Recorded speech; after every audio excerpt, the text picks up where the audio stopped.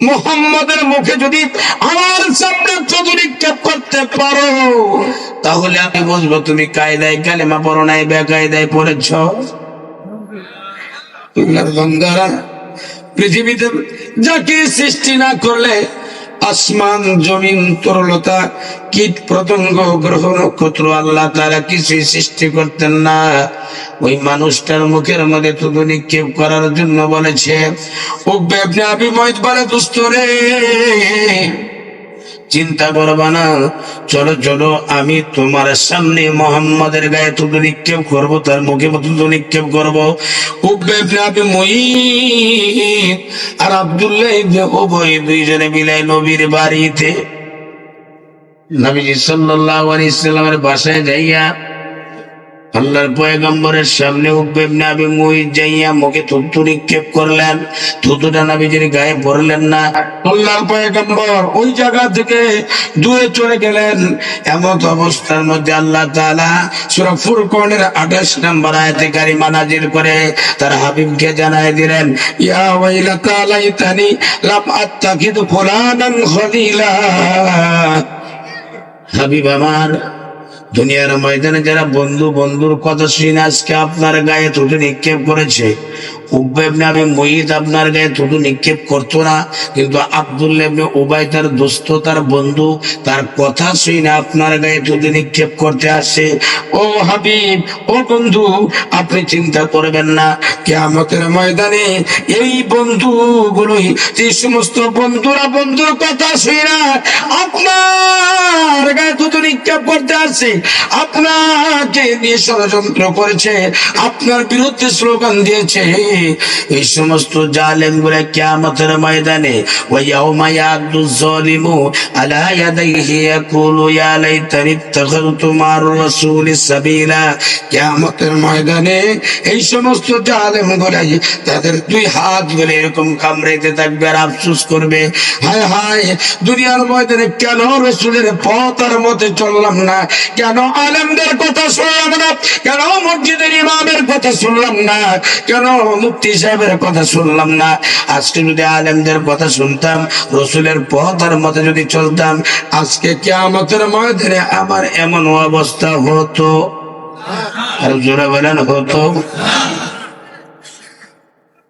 ওয়ায়াউমা ইয়াহাদ্দুজ যালিমু আলা ইয়াদাইহি, ওয়ায়াউমা মানে কি? ওয়ায়াউমা মানে ওই দিন, ওই দিন মানে কোন দিন? কিয়ামতের দিন। ইয়াহাদ্দুজ যালিমু, ওই কিয়ামতের দিন এই জালেম গুলাই তাদের দুই হাত গুলো এরকম কামড়াবে আর আফসোস করবে, হায় হায় হায় হায়, দুনিয়ার আমাদের কেন রসুলের পথ আর মধ্যে চললাম না। আমাদের দেশে এরকম মানুষ পৃথিবীতে আছে না নাই? এক বন্ধু আরেক বন্ধুর কথা শুনে ইসলামের বিরোধিতা করে, এরকম বন্ধু আছে না নাই? আছে না নাই? দুই বন্ধু একসাথে যায়, তিন বন্ধু একসাথে যাইতেছে, এক বন্ধু কোনোদিন বিড়িও খায় না, গাঁদাও খায় না, কিচ্ছু খায় না, ভালো ছেলেটা, আর দুই বন্ধু বিড়ি একটা সিগারেট কিনছে দোকান থেকে, কিনা দুই বন্ধু, তিন বন্ধু এক জায়গায় বৈশা দুই বন্ধুস্থ বিড়ি সিগারেটটা ধরাইয়া টানতেছে। আরেক যে বন্ধু খায় না ভালো, এই ছেলেটাকে বলতেছে, দোস্ত একটা টান দে। না দোস্ত, আমি এগুলো খাই না। একটা টান দে, না আমি এগুলো খাই না। আরে হাফ টান দে, আমাদের সাথে চলতে গেলে টান দিতে হবে, না টানলে তোর মতো দোস্ত বন্ধু দরকার নাই। এবার এই দুই বন্ধু চাপে পইরা একটা না হালকা একটু হাফ মুখের মধ্যে নিয়ে হাফ টান দিছে। প্রথম দিন হাফ টান, পরের দিন এক টান, তারপরের দিন ফুল টান, ঠিক না ভাই? ঠিক। প্রথম দিন বিড়ি খায়, পরের দিন সিগারেট, তারপরের দিন গাঁজা, তারপরের দিন ইয়াবা, তারপরের দিন ফেন্সিডিল, তারপরে সন্ত্রাসী, চাঁদাবাসী, না কোনো প্রয়োজন এই বন্ধু বন্ধুর কথা শুই না, রাজনীতি বন্ধু বন্ধুর কথা শুই না, আলেমদের বিরুদ্ধে স্লোগান দেয়, বন্ধু বন্ধুর কথা শুই না, আলেমদের গায়ে মুটকায় দেওয়ার চেষ্টা করে। এরকম বন্ধু আমাদের দেশে আছে না নাই? ইমামদেরকে এসে বন্ধু বন্ধুর কথা শুই না, ইমামকে হুমকি দেয়। এটা বর্তমান আর এখন নাই, এটা ছিল স্বৈরাচারের জামানায় বেশি ছিল। কি বলেন? স্বৈরাচারের জামানায় বেশি ছিল। হায় হায় হায়, কি অবস্থা করছে তারা! যখন যা পারছে তাই করছে। অবৈধ জমি দখল, অবৈধ দোকান দখল, অবৈধ বাজার দখল, অবৈধ, তারপরে লুটপাট, এইটা সেইটা, যেখানকে যা পাইছে, পায়খানা টাকা পড়ে থাকে ওইটা একটু দেখাইছে। ঠিক না ভাই? ঠিক। কোথায় আওয়ামী লীগ, কোথায় কাদের কাকা, কোথায় গেল ওই জালিমের গরম গরম কথা? ঠিক না? কোথায় আওয়ামী লীগ, কোথায় কাদের কাকা, কোথায় গেল ওই জালিমের গরম গরম কথা? খেলা হবে, খেলা হবে, খেলা হবে, খেলা হবে, খেলা হবে বলে টাকা গেল পালাইয়া। হাসিনা পালাইছে দেশটা সারিয়া, সৈরাচার পালাইছে দেশটা সারিয়া, ছাত্রলীগ পালাইছে গ্রাম সারিয়া। ঠিক লাগে?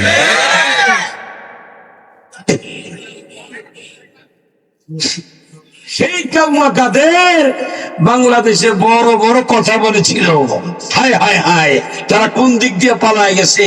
আরে আল্লাহর নবী উহুদের ময়দানে যখন কাফের মুশরিকরাই, কাফের বাচ্চাগুলো নবীজি সাল্লাল্লাহু আলাইহি সাল্লামকে পাথর মারলেন, আঘাত করলেন, রক্তে রঞ্জিত করে দিয়েছেন, আল্লাহ তাআলা জিবরাইলের মাধ্যম দিয়ে বিশ্ব নবীকে জানায় দিলেন, হাবিব আমার আপনি বলেন কাফের এই গোটা তায়েফের ময়দানটাকে আমি ধূলিসাৎ করে দেব, সমস্ত কাফেরদেরকে ধ্বংস করে দেব। আল্লাহর হাবিব বলেছিল, ইয়া রাব্বাল আলামিন, না না না, আমার এই উম্মতগুলো বুঝে না, তারা বুদ্ধি নাই, জ্ঞান নাই, তারা বুঝতে পারে নাই, আজকে বুঝে নাই। এই জন্য আমি নবীর গায়ে তো কাফের পাথর মারতেছে, একদিন তারা বুঝবে, এই দিনের পথে দলে দলে মানুষগুলো আসবে। ইয়া রাব্বাল আলামিন, প্রয়োজন নাই, প্রয়োজন নাই। আল্লাহর নবী দুনিয়ায় বেঁচে থাকতেও উম্মতের দরদি ছিলেন, দুনিয়া থেকে চলে গেছেন, কবরের মাটি ইয়া উম্মতি, ইয়া উম্মতি, ইয়া হাবলি উম্মতি উম্মতি করে পেরেশান হয়ে গেছে। হাসরের ময়দানে কিয়ামতের দিন আল্লাহর নবী উম্মত উম্মত বলে পেরেশান হয়ে যাবে। আর আমাদের দেশের সেই রাসার দুনিয়া থেকে, দেশের থেকে চলে গেল, উম্মতের চিন্তা একটু একটা উম্মতের চিন্তা করলো না, আয় আমার উম্মত মিলে যাবে কোথায়?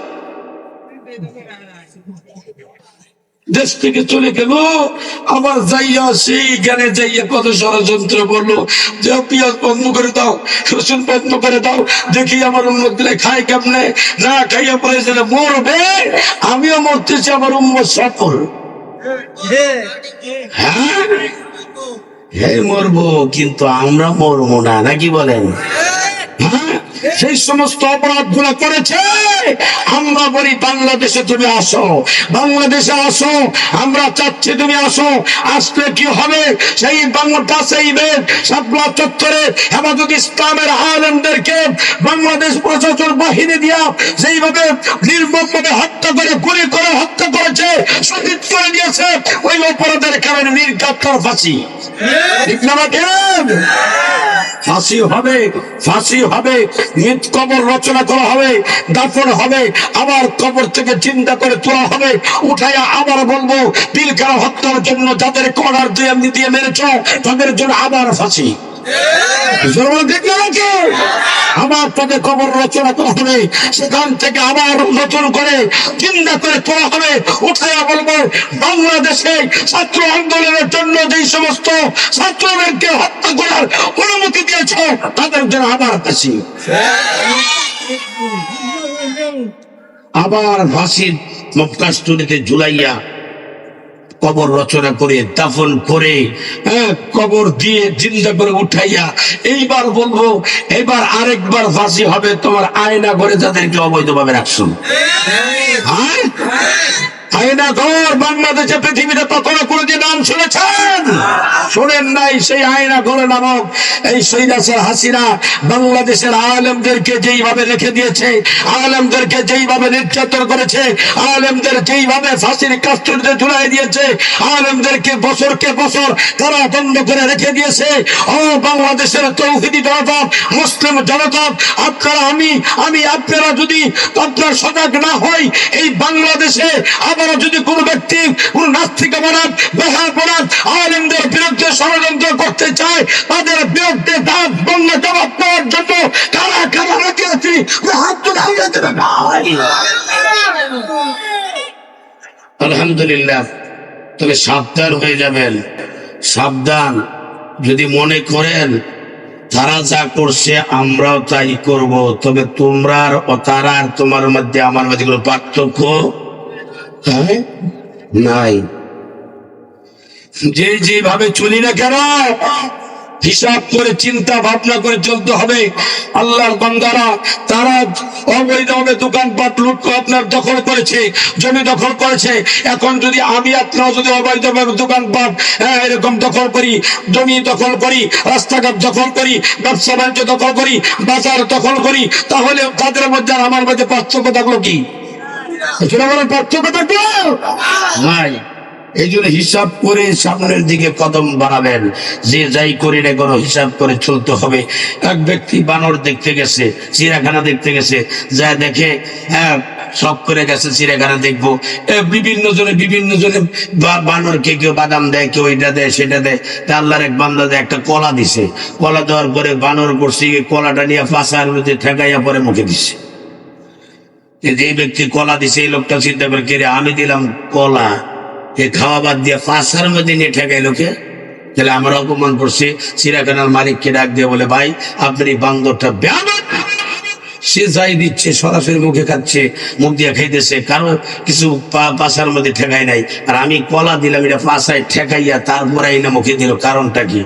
আমার অপমান করলো। এবার চিড়িয়াখানার মালিক বলে না ভাই, একজন আসছিল আম দিতে, এই বানরকে একটা ফরগি আম দিছে। আম দেওয়ার পরে সাত পায়া খাইতে খাইতে আটি সুপটা খাইছে। খাওয়ার পরে এবার আম হজম হয়েছে, কিন্তু আটি আর হজম হয় নাই। পায়খানা করতে গিয়ে দেখে যে আটি সুদ্ধা পায়খানা রাস্তায় আটকে গেছে। আটিও বাড়ায় না, পায়খানাও বাড়ায় না। শেষ পর্যায়ে বানর কত চিল্লা চিল্লি করার পরে অপারেশন করে তারপরে তাকে বাই করা হয়েছে ওই আঠিটা। এখন বানরকে যে যাই দেয় আগে পাশার মধ্যে ঠেকায়, মাইকা দেখে ওইটা খাইলে বাড়াবে কিনা।